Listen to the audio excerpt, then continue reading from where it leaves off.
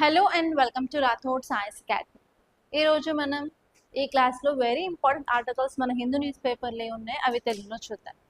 So first of all మన జరిగిన exam గురించి మాట్లాడాలి అనుకున్నట్లయితే పేపర్ చాలా లెంతీగా అయితే ఉంది అండ్ నార్మల్గా 48 పేజెస్ ఉన్న పేపర్ ఈసారి 56 పేపర్స్ వచ్చాయి. So paper is lengthy. And next వచ్చేసి క్వశ్చన్లో ఆప్షన్స్ కొన్ని చేంజ్ వచ్చేసి న్యూ ఫార్మాట్ ఆఫ్ క్వశ్చన్స్ అయితే వచ్చాయి. అండ్ అంతేకాకుండా ఎథిక్స్ నుంచి కూడా ప్రిలిమ్స్లో క్వశ్చన్స్ అయితే ఇచ్చారు. అండ్ నెక్స్ట్ వచ్చేసి ఫ్యాక్ట్స్ బేస్డ్ మనకు సిడిఎస్ సిఏపిఎఫ్ ఎగ్జామ్లో అడుగుతున్న ఫ్యాక్ట్స్ బేస్డ్ క్వశ్చన్స్ కూడా కొన్ని ఈసారి అయితే కనిపించాయి. అండ్ అంతేకాకుండా చాలామంది స్టాటిక్ ప్రిపేర్ అయ్యి ఎవరైతే వెళ్ళారో లైక్ పాలిటీ, హిస్టరీ, ఎకానమీ వాటి నుంచి తక్కువ క్వశ్చన్స్ వచ్చాయి. అండ్ కరెంట్ అఫైర్స్ నుంచి అయితే ఎక్కువ క్వశ్చన్స్ ఈసారి అయితే రావడం జరిగింది. సో మీరు మాత్రం కంపల్సరీ ఎవ్రీ డైమెన్షన్లో మీరు ప్రిపేర్ అవ్వాల్సిందే. అండ్ యాజ్ యూజువల్ యూపీఎస్సీ ఎప్పుడైనా సరే ప్రిడిక్ట్ చేయడానికి చాలా కష్టం, ఇట్ ఇస్ అన్ప్రెడిక్టబుల్. సో మీరు ప్రీవియస్ ఇయర్స్ క్వశ్చన్స్ తీసుకొని ఎలా వస్తున్నాయి ఏంటి అని చెప్పి మీరు అదే విధంగా మీరు ప్రిపేర్ అవ్వాల్సి ఉంటుంది. అండ్ ఈసారి ఫర్ షూర్ కట్ ఆఫ్ అయితే తగ్గే ఛాన్సెస్ ఉన్నాయి, అరౌండ్ 75 to 78 వరకు ఉండొచ్చు. అండ్ ఈవెన్ అందరూ జిఎస్ పేపర్ గురించి మాట్లాడుతున్నారు, కాకపోతే సిసాట్ కూడా ఈసారి చాలా టఫ్గా ఉంది. ఎందుకు అన్నట్లయితే ఎవ్రీ టైం మనకి అట్లీస్ట్ 27 to 29 రీడింగ్ ప్యాసేజెస్ వచ్చాయి, కానీ ఈసారి ఓన్లీ 23 రీడింగ్ ప్యాసేజెస్ వచ్చాయి. అవి కాకుండా కొన్ని maths following pair based questions even సిసాట్లో కూడా కనిపించాయి. అది ఫస్ట్ టైం అనమాట. అండ్ అంతేకాకుండా మనం క్వాంటిటేటివ్ అర్థమెటిక్ అవి చూసుకున్నట్లయితే అవి కూడా చాలా కష్టంగానే క్వశ్చన్స్ అడిగారు.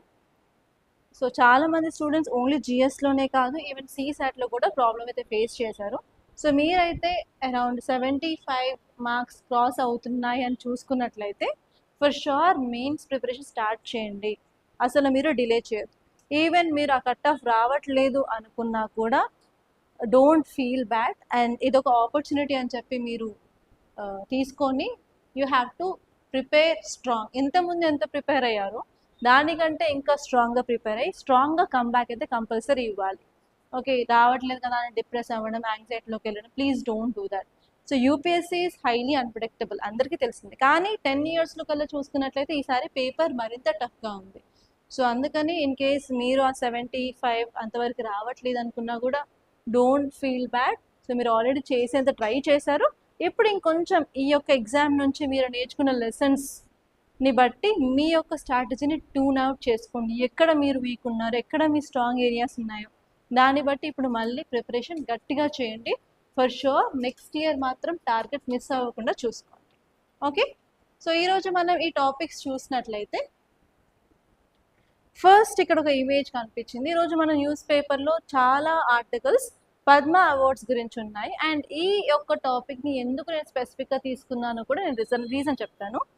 సో ఇక్కడ మీరు ఈ ఇమేజ్ కింద ఇచ్చిన కంటెంట్ చూసినట్లయితే ఏమిచ్చారు, BJP MP Hema Malini receives Padma Vibhushan conferred posthumously to her late husband and legendary actor Dharmendra on his behalf from president at Rashtrapati Bhavan. So ఇక్కడ మీరు చూడాల్సిన వర్డ్ ఏంటంటే పోస్టస్మస్లీ. పోస్టస్మస్లీ అంటే చనిపోయిన తర్వాత ఇచ్చే అవార్డ్ని పోస్టస్మస్లీ అనే వర్డ్ వాడతారు. సో ఈసారి ఈ యొక్క పద్మ విభూషణ్ అవార్డ్ పోస్టస్మస్గా ఇచ్చారు కాబట్టి వెరీ ఇంపార్టెంట్, ఎందుకంటే ఇలా ఇవ్వడం చాలా రేర్ కాబట్టి. సో ఈసారి మీరు నోబెల్ ప్రైజ్ మీద మీకు 2 క్వశ్చన్స్ వచ్చాయి. సో గత 10 years నుంచి అయితే క్వశ్చన్స్ అయితే లేవు, బిఫోర్ 2010 ఉండేవి. కానీ ఈసారి 2 క్వశ్చన్స్ నోబెల్ ప్రైజ్ మీద వచ్చాయి కాబట్టి ఈవెన్ పద్మ అవార్డ్స్ మీద కూడా క్వశ్చన్ రావచ్చు నెక్స్ట్ టైం. అండ్ మీరు ఇంతకుముందు పీవైక్యూస్ చూసుకున్నట్లయితే పద్మ అవార్డ్స్ డిసైడ్ చేసే కమిటీ గురించి ఎవరెవరు మెంబర్స్ ఉంటారో చెప్పి 2025లో ఆల్రెడీ క్వశ్చన్ వచ్చింది. సో అందుకని ఈ యొక్క పద్మ అవార్డ్స్ టాపిక్ అనేది ప్రిలిమ్స్ పాయింట్ ఆఫ్ వ్యూలో ఇంపార్టెంట్ అని క్లియర్గా పీవైక్యూస్ చెప్తున్నాయి కాబట్టి సో మీరు ఆ టాపిక్ గురించి బేసిక్స్ అయితే ఫర్ షూర్ తెలుసుకోవాల్సిందే. సో ఇక్కడ మనం బేసిక్స్ చూసినట్లయితే పద్మ అవార్డ్స్ గురించి, సో ఇది మన ఇండియా యొక్క ప్రీమియర్ అవార్డ్స్ అని చెప్పవచ్చు. ఎస్పెషల్లీ ఎవరైతే వాళ్ళ యొక్క కాంట్రిబ్యూషన్స్ చేస్తారో different fields in public service వాళ్ళకైతే ఇవ్వడం జరుగుతుంది అనమాట. సో దీని యొక్క హిస్టరీ చూసినట్లయితే ఈ యొక్క పద్మ అవార్డ్స్ 1954లో స్టార్ట్ చేయడం జరిగింది. అండ్ ఇందులో మన డిఫరెంట్ కేటగిరీస్ అయితే ఉంటాయి. అవి ఏంటంటే పద్మ విభూషణ్, పద్మభూషణ్, పద్మశ్రీ అన్నమాట. ఇందులో హైయెస్ట్ వచ్చేసి పద్మశ్రీ అవార్డ్. ఓకే, ఇక్కడ మనం చూసుకోవాల్సింది ఒక పాలిటీలో ఒక ఏరియా అనమాట. పాలిటీలో మనకి ఫండమెంటల్ రైట్స్ ఉంటుంది, which comes under part 3 of Indian constitution.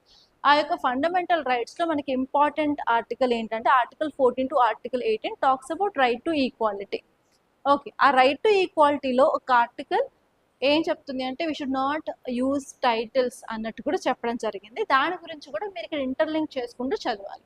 So ఇక్కడ చూసినట్లయితే మనకి ఆర్టికల్ 18 సబ్ క్లాస్ 1లో అది ఏం చెప్తుంది అంటే it is abolishing all titles for and even prohibits the state from conferring titles to any person, citizen or non సిటిజన్కి titles ఇవ్వడం కూడా ప్రొహిబిట్ చేసింది. కానీ ఇక్కడ ఎక్సెప్షన్ ఉంది.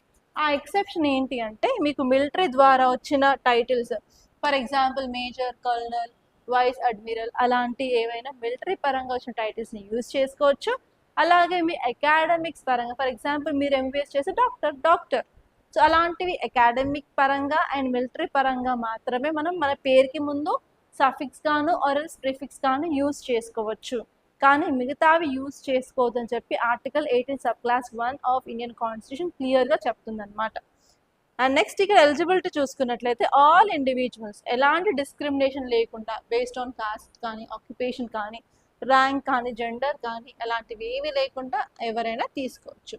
కాకపోతే ఇక్కడ డిసైడ్ చేసేది ఎవరు అంటే కమిటీ అనమాట. ఆ కమిటీ పేరు వచ్చేసి పద్మ అవార్డ్స్ కమిటీ. సో మీకు 2025లో క్వశ్చన్ లా వచ్చింది అంటే కన్సిడర్ ద ఫాలోయింగ్ అని చెప్పేసి ఒక నలుగురిని ఇచ్చేసి అందులో ఎవరు ఈ యొక్క కమిటీలో మెంబర్స్ అని ఇచ్చారు. సో అక్కడ మనం బేసిక్ కామన్ సెన్స్ అయితే యూజ్ చేయాలి. ఏంటి ఇక్కడ మనం చూపించిన ఇమేజ్లో ఎవరు ఇస్తున్నారు award? President of India award ఇస్తున్నారు. సో అలాంటి దాంట్లో ఇప్పుడు మనం ప్రెసిడెంట్ అవార్డు ఇస్తున్నారు అన్నప్పుడు ఆ కమిటీలో ప్రెసిడెంట్ ఉంటారా? ఫర్ షూర్ ఉండరు. కానీ ఆ యొక్క నెంబర్స్లో ప్రెసిడెంట్ కూడా ఇచ్చారనమాట. అప్పుడు ప్రెసిడెంట్ ఎలిమినేట్ చేయాల్సి ఉంటుంది. సో ఇలా మీరు ఏవైతే ఇమేజెస్, ఫొటోస్ చూస్తున్నారో వాటిని కూడా మీరు కామన్ సెన్స్ యూజ్ చేసి వాటిని ఎగ్జామ్ హాల్లో అప్లై చేయాల్సిందే.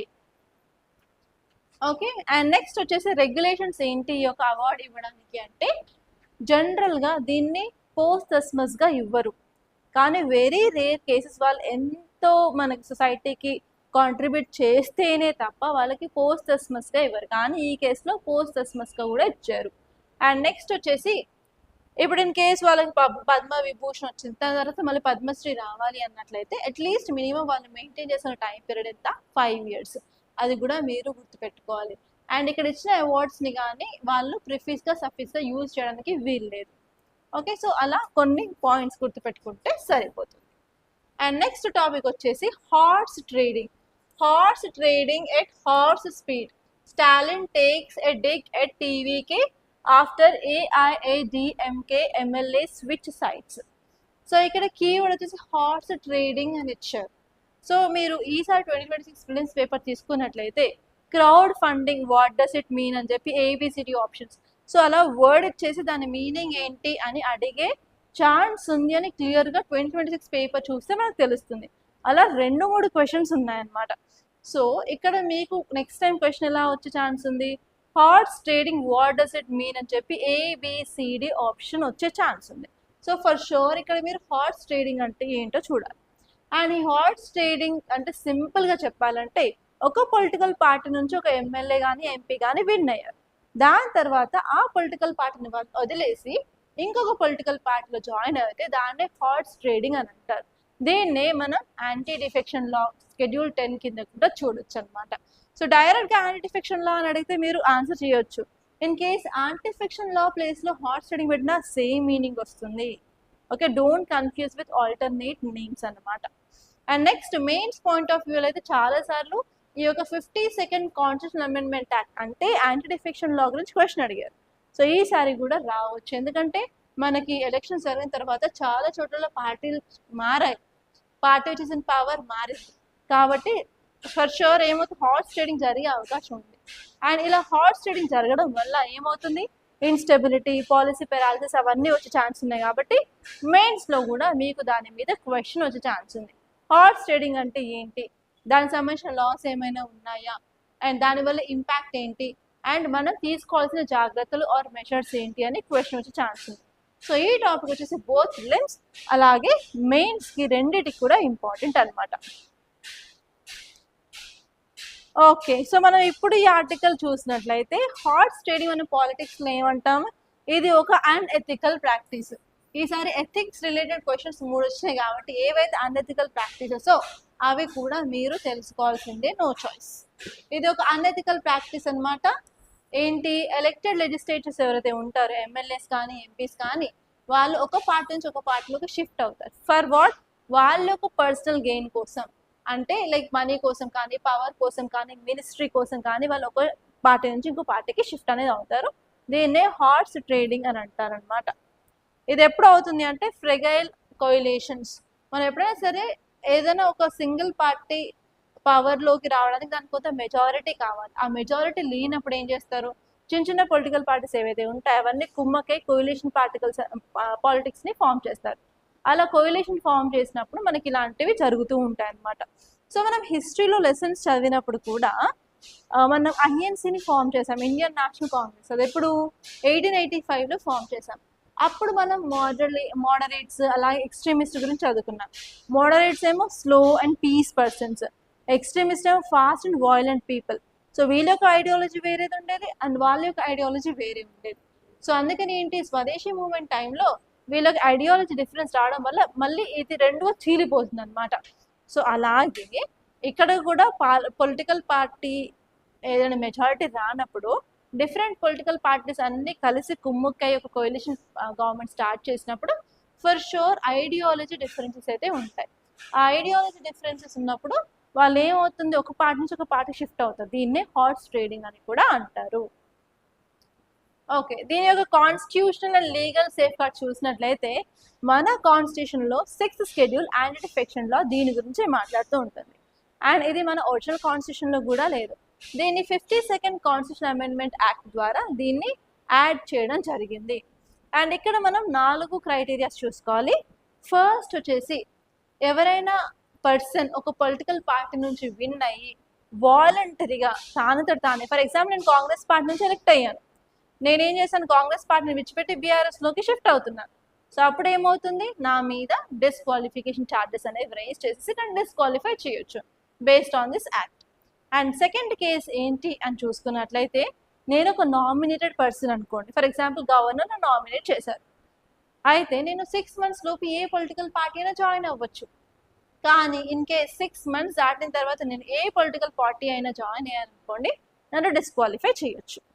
అండ్ థర్డ్ వచ్చేసి ఇండిపెండెంట్ మెంబర్, ఫర్ ఎగ్జాంపుల్ ఇండిపెండెంట్గా అంటే స్వతంత్రంగా నేను వచ్చి నిల్చున్నాను ఎలక్షన్స్లో అన్నప్పుడు ఇండిపెండెంట్ మెంబర్స్ ఏ పొలిటికల్ పార్టీని జాయిన్ అవ్వకూడదు.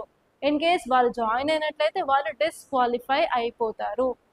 అండ్ నెక్స్ట్ వెరీ ఇంపార్టెంట్ అండి, వెరీ ఇంపార్టెంట్ ఏంటి అని చూసినట్లయితే ఏదైనా పొలిటికల్ పార్టీ నుంచి 1/3 మెంబర్స్ వచ్చేసి వేరే పొలిటికల్ పార్టీలో మర్జ్ కలిసినట్లయితే దాన్ని డిస్క్వాలిఫికేషన్ కింద కన్సిడర్ చేయరు.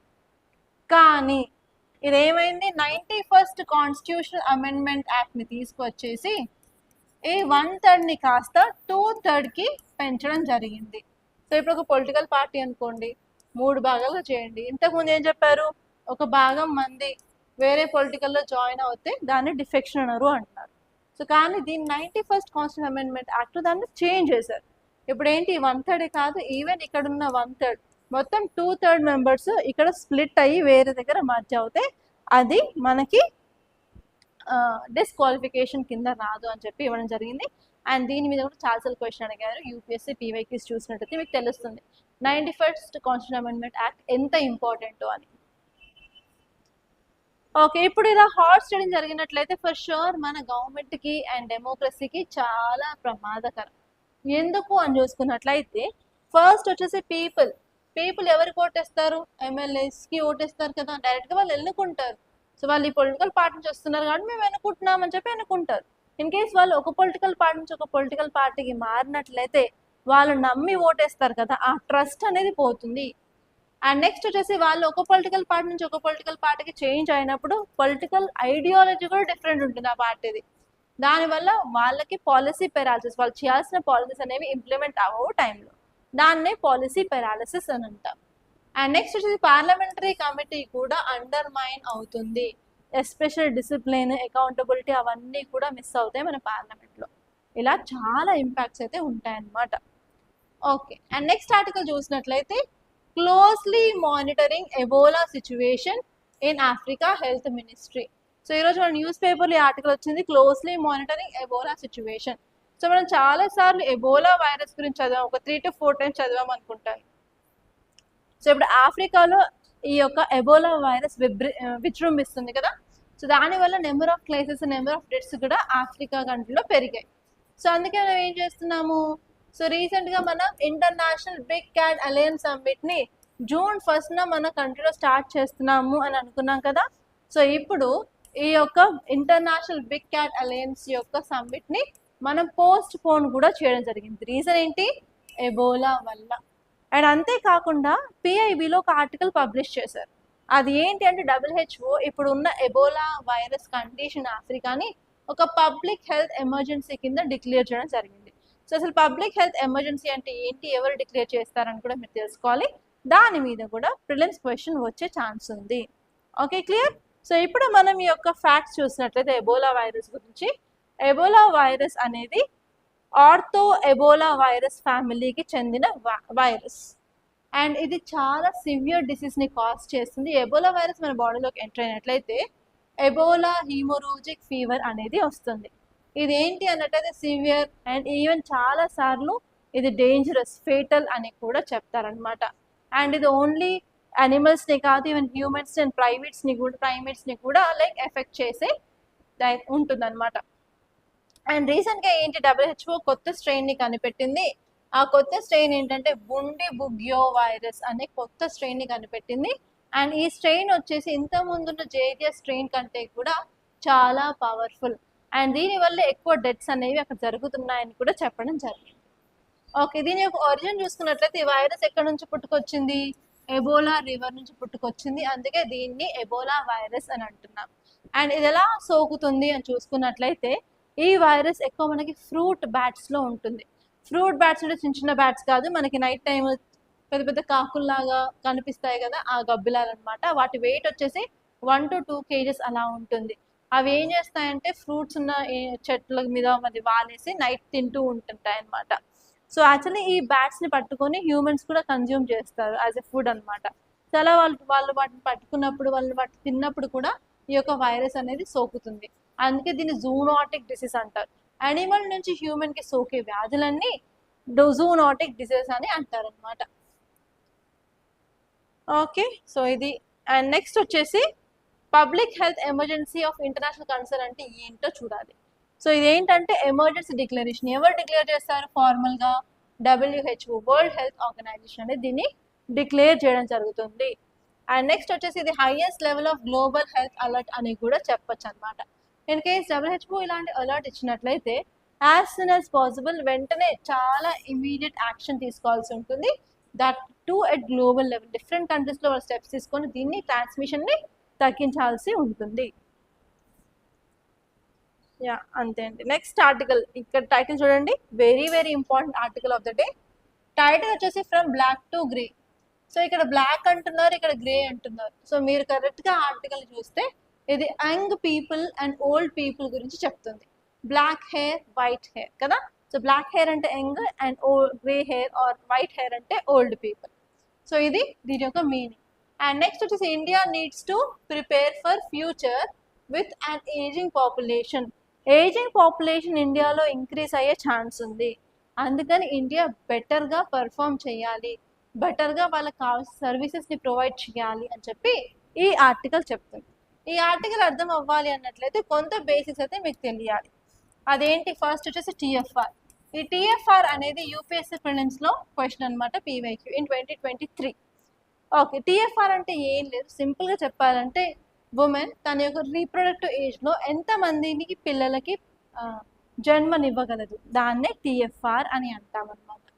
సో నార్మల్గా ఇండియాలో TFR రీప్లేస్మెంట్ రేట్ ఎంత అంటే 2.1.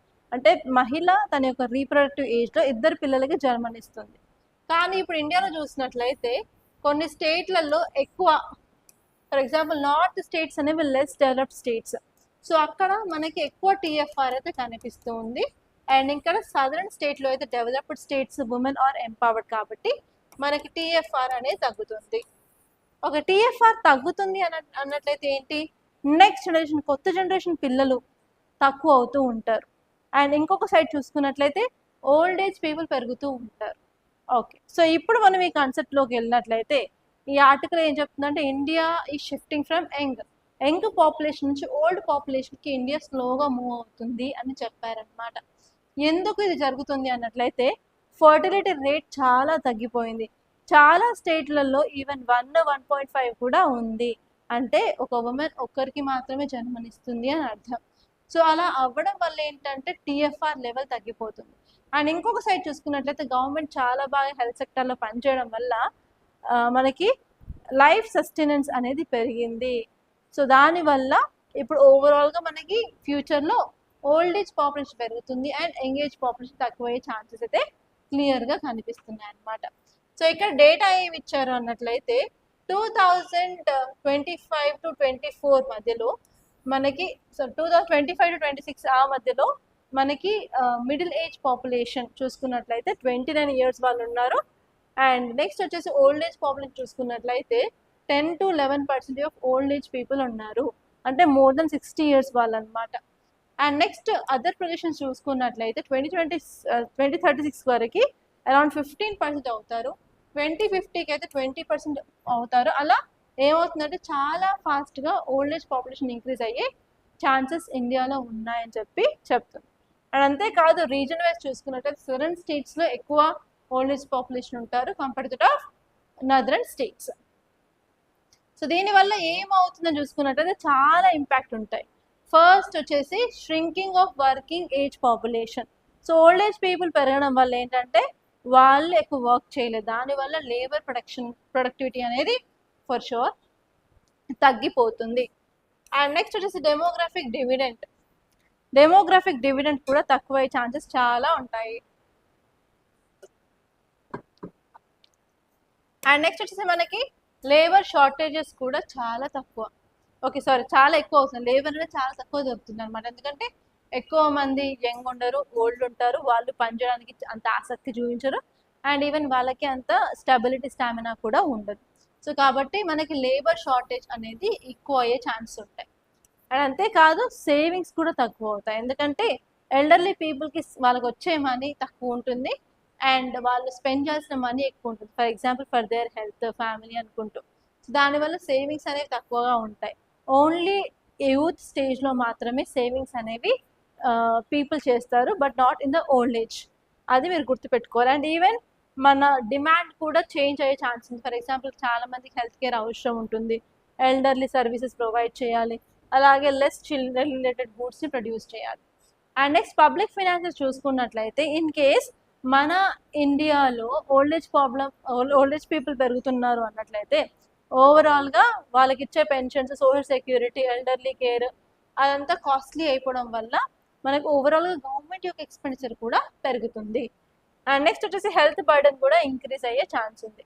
అలాగే సొసైటీ మీద అండ్ అర్బనైజేషన్ మీద, కమ్యూనలిజం మీద, మైగ్రేషన్ మీద, అన్నిటి మీద కూడా ఇంపాక్ట్ ఉండే ఛాన్స్ అయితే మనకు క్లియర్గా అనిపిస్తుంది. కానీ ఇక్కడ క్వశ్చన్ ఏంటి అంటే, సరే ఎన్ని ప్రాబ్లమ్స్ ఉన్నాయంటున్నారు కదా, మనం ఏం చేయాలి? సో ఇప్పుడు ఈ గ్రీన్ బాక్స్ ఇచ్చిన కంటెంట్ మీద మీకు 10 మార్క్స్ క్వశ్చన్ వచ్చే ఛాన్స్ ఉంది మెయిన్స్లో. అసలు ఏం చేయాలి? ఫస్ట్ వచ్చేసి మనం హెల్త్ కేర్ ఫెసిలిటీస్ని స్ట్రెంథనింగ్ చేయాలి. ఎస్పెషలీ మనకి హాస్పిటల్కి వెళ్ళగానే ఆబ్స్ట్రిషియన్, గైనకాలజిస్ట్, ఆర్థోపెడిక్స్, ఆప్థాల్మిస్ట్ అలా ఉంటారు కదా. సో అలా మనకి జీరియాట్రిస్ట్ అని కూడా ఉంటారు. వాళ్ళు ఏంటంటే ఎల్డర్లీ పీపుల్ని చెక్ చేస్తూ ఉంటారు. సో ఇప్పుడు మనం ప్రివెంటివ్ జీరియాట్రిక్ కేర్ని ఇండియాలో పెంచాల్సి ఉంటుంది. అండ్ ఈవెన్ ఇన్సూరెన్స్లు కూడా పెంచాల్సి ఉంటుంది, especially health insurance. And next వచ్చేసి మనం పెన్షన్ ఆర్ సోషల్ సెక్యూరిటీ రిఫార్మ్స్ని తీసుకురావాల్సి ఉంటుంది. అండ్ ఇంట్లో కూర్చునే వాళ్ళకి skill development and lifelong training or learning methods మనం ప్రొవైడ్ చేసినట్లయితే వాళ్ళ యొక్క కాంట్రిబ్యూషన్ పెరుగుతుంది అండ్ ఈవెన్ మన జీడిపికి కూడా ప్రమోట్ అయితే చేస్తుంది. అండ్ నెక్స్ట్ పాలసీ సపరేట్గా ఉమెన్కి, రూరల్ ఏరియాస్కి అండ్ ఇంటర్ జనరేషన్ సపోర్ట్ కూడా తీసుకురావాలి. అండ్ నెక్స్ట్ వచ్చేసి మనం ఇన్వెస్ట్మెంట్స్ అనేవి ఎడ్యుకేషన్లో, ఇన్ఫ్రాస్ట్రక్చర్లో అలా కూడా మనం ఇంప్రూవ్ చేయాల్సి వస్తుంది. ఇది ఈ topic in detail analysis. And next article చూసుకున్నట్లయితే బేబీ వెయిట్. ఈ ఆర్టికల్ కూడా చాలా ఇంపార్టెంట్. ఇంతకుముందు ఏం చెప్పాను, ఇండియాలో టీఎఫ్ఆర్ అనేది తగ్గుతుంది అని చెప్పాను.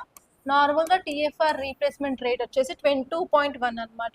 ఇప్పుడు ఈ 2.1 కూడా తగ్గి చాలా స్టేట్లలో 1.5 కూడా అయ్యింది. ఎస్పెషలీ ఆర్టికల్ ఏపీ గవర్నమెంట్ గురించి అనమాట. ఏపీ గవర్నమెంట్ ఒక స్కీమ్ లాంచ్ చేసింది. అందులో ఏంటంటే ఎక్కువ మందిని పిల్లల కంటే మీకు ఇన్సెంటివ్స్ ఇస్తాము అని చెప్పడం జరిగింది అనమాట. సో ఇక్కడ ఇన్సెంటివ్స్ ఇస్తున్నారు కదా అని చెప్పి ఎక్కువ మంది పిల్లల్ని కన్నారనుకోండి, లైక్ ఉమెన్, తర్వాత చూసుకునేది ఎవరు, ఉమెన్ ఆ టైంలో బాడీలో చేంజెస్ అవుతాయి, హార్మోనల్ చేంజెస్ అవుతాయి, అండ్ నైట్ బేబీని చూసుకోవాల్సి ఉంటుంది. అండ్ ఈవెన్ ప్రెగ్నెన్సీ టైంలో డిప్రెషన్, యాప్నియా అవన్నీ వస్తూ ఉంటాయి అన్నమాట. సో అవన్నీ రావడం వల్ల ఉమెన్కి బయటికి వెళ్ళి వర్క్ చేయడానికి అంత ఆసక్తి చూపించరు. అండ్ ఆల్వేస్ ఒకసారి డెలివరీ అయిన తర్వాత అన్నిటికీ నా ప్రాణం నా పిల్లలే అని అనుకుంటారు అనమాట women. So because of that ఏమవుతుంది, women who are going to work in the labour will be decreased. Okay, ఇప్పుడు మనం 2 కేటగిరీస్ ఆఫ్ ఉమెన్ తీసుకుందాం. రిచ్ ఉమెన్ ఉంది, పూర్ ఉమెన్ ఉంది. రిచ్ ఉమెన్ అయితే పనికి వెళ్ళకపోయినా పర్లా, సో ఉన్న దాంట్లో like they will be happy and they will be enjoying their life. But poor women compulsory బయటికి వెళ్ళి వర్క్ చేయాల్సిందే if she earns daily labour అనమాట. సో అలా పిల్లలు పుట్టారు అని చెప్పి కారణంతో ఆవిడ లైక్ తన పూర్ ఉమెన్ ఇప్పుడు ఇన్ కేస్ వర్క్కి వెళ్ళలేదు అనుకోండి, ఆబ్వియస్లీ ఎవరికి లాస్, తనకే లాస్ అని చెప్పి ఆర్టికల్ చెప్తుంది. ఈ ఆర్టికల్ ఏం చెప్తుంది అంటే ఇలా ఇన్సెంటివ్స్ ఇచ్చి చిల్డ్రన్ని మనం తేవాలి, రీప్రొడ్యూస్ చేయాలి అనుకుంటున్నాము, కాకపోతే దాని వల్ల పూర్ ఉమెన్ మీద చాలా ఇంపాక్ట్ అయితే పడిపోతుంది. అండ్ ఇండియన్ లేబర్ ఫోర్స్లో కూడా ఉమెన్ పార్టిసిపేషన్ తక్కువ అయ్యే ఛాన్సెస్ ఉన్నాయని చెప్పి ఈ ఆర్టికల్ చెప్తుంది అనమాట. ఒక్కసారి దీన్ని మీరు క్లియర్గా చూసి ఎస్ కరెక్టేనా కాదా మీ అభిప్రాయం ఏంటో కింద కామెంట్లో చెప్పండి. ఎందుకంటే always we should not take a biased content అనమాట. So we have to be neutral. కాబట్టి మీరు పాజిటివ్స్ నెగిటివ్స్ అనేది రాసుకొని ఒక కన్క్లూషన్కి అయితే మీరు రావాలి. అండ్ ఇలాంటి క్వశ్చన్స్ మీకు యూపీఎస్సీ ఇంటర్వ్యూలో కూడా అడుగుతారు. ఓకే, సో ఇక్కడ ప్రిలిమ్స్ ప్రాక్టీస్ క్వశ్చన్స్ ఉన్నాయి, ఒకసారి చూడండి. Very easy questions. అండ్ ఈ క్వశ్చన్ ఎంత తీసుకున్నానో కూడా నేను చెప్తాను. సో ఈ క్వశ్చన్ వచ్చేసి like consider the following statements regarding anti defection law అనమాట. Anti defection law added through 52nd constitution amendment act. Next వచ్చేసి it is contained in 9th schedule of constitution. And third statement వచ్చేసి a nominated member can join a political party within 6 months of nomination without disqualification. And fourth వచ్చేసి the president decides the disqualification case of anti-defection law. So actually ఈసారి prelims 2026లో question వచ్చింది. ఆ క్వశ్చన్లో ఏంటంటే అస్సాము, మేఘాలయ, త్రిపుర అని చెప్పి concern 5th schedule ఇచ్చారు. ఏఎంఎంటీ ఏ షెడ్యూల్లో వస్తుంది, 6th షెడ్యూల్లో వస్తుంది. సో కాబట్టి షెడ్యూల్స్ యూపీఎస్సీ కెన్ చేంజ్ అనమాట. ఇక్కడ నేను చేసింది కూడా అదే. ఇది 10th షెడ్యూల్లో వస్తుంది కదా, దీనికి నేను ఇక్కడ ఎలా రీప్లేస్ చేశాను, 9th షెడ్యూల్ని రీప్లేస్ చేశాను. సో అలా కొన్ని టెక్నిక్స్ అనేవి చూసుకున్నట్లయితే it will be easy to clear prelims. So మీరు ఓన్లీ బుక్లు చదివి నా నాలెడ్జ్ తోటి చేస్తాను అంటే it won't happen. So you have to apply some tricks also అండి to clear examination. That is proved in this 2026 question paper. Common sense is very very important. And next question చూడండి, very simple. Question ఏంటంటే horse trading in Indian politics generally refers to. Option A వచ్చేసి trading of agricultural animals between states. Next వచ్చేసి illegal funding of elections by corporations. And third వచ్చేసి inducement of legislatures to switch political royalties for power or money, coalition politics during elections. So ఈ 2 క్వశ్చన్స్కి కూడా answer ఏంటో కింద కమెంట్లో చెప్పండి. That's all guys. By this I'm concluding. మీకు కనుక ఈ వీడియో నచ్చినట్లయితే లైక్ చేయండి, అలాగే షేర్ చేయండి. And one more request guys, so ఇంతవరకు మీరు జర్నీ చేశారంటేనే it's great and hats off. So in case మీరు కనుక టార్గెట్ లైక్ 75 మార్క్స్ అలా రీచ్ అవ్వట్లేదు అన్నట్లయితే don't feel depressed. You're already ahead, you're also a winner. కాకపోతే ఈసారి పేపర్ ఫార్మాట్ చేంజ్ అవ్వడం వల్ల maybe it happen. So don't feel bad అండి. So you have to come again with double strong. మీరు ఎక్కడ మిస్ అయ్యారు, ఏవి వీక్ ఏరియాస్, ఏవి స్ట్రాంగ్ ఏరియాస్, అవన్నీ తెలుసుకొని ట్రై చేయండి. And this provides an opportunity to learn even answer రైటింగ్తో స్టార్ట్ చేయండి. టైం అసలు వేస్ట్ చేయొద్దు. Okay, that's it guys. I wish you all the best. Thank you so much.